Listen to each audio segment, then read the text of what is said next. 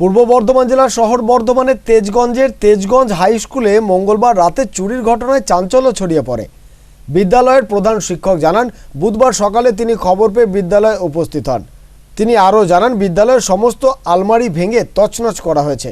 দুষ্কৃতীরা জরুরি কাগজপত্র নিয়ে চম্পট দিয়েছে। এছাড়াও সিসিটিভির কন্ট্রোল সিস্টেম দুষ্কৃতীরা নিয়ে চলে যায়। এ ব্যাপারে থানায় অভিযোগ দায়ের করা হয়েছে।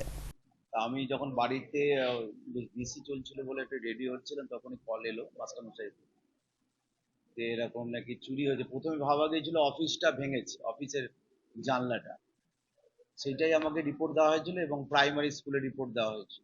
তারপরে আবার 1 ঘন্টা থেকে 1.5 ঘন্টা পরে আবার মাস্টারমশাই ফোন করে ওনারা দেখছেন যে এইদিকে আমার যে জানলাটা আছে স্টেজের কাছে আউটসাইডে, সেখানে তেজগঞ্জ হাই স্কুলে, সেখানেও নাকি আমার ঘরটাতেও ওরা অ্যাটেম্প নিয়েছে এবং আমার ঘরের অবস্থা খুব খারাপ, সমস্ত জানলা সমস্ত আলমারি ভেঙে।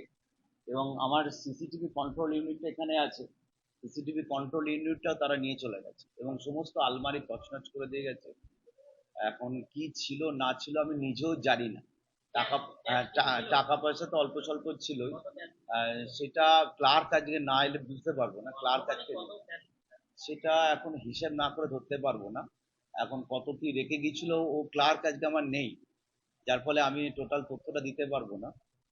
কিছু ক্যাশের থেকেও আমার ব্যাপারটা জানেন তো, ক্যাশটা যে খুব বেশি ছিল তা বলবো না, কিন্তু মেন হচ্ছে যে কি পেপারস নিয়ে চলে গেল। কারণ আমার যেহেতু এলাকায় চারিদিকে আমার লোকজন আছে, মানে এটা এই প্রয়োজন হয়নি কোনোদিন যে একটা নিরাপত্তা রাখা স্কুলে। যাই হোক, পুলিশকে ইনফর্ম করা হয়েছে যে পুলিশ আমাদের ফোন ধরছে না এখন অবধি। আমি আসার পরে স্কুলকে ফোন করেছি, তবে অভিযোগ তো অবশ্যই জানাতে হবে। আমরা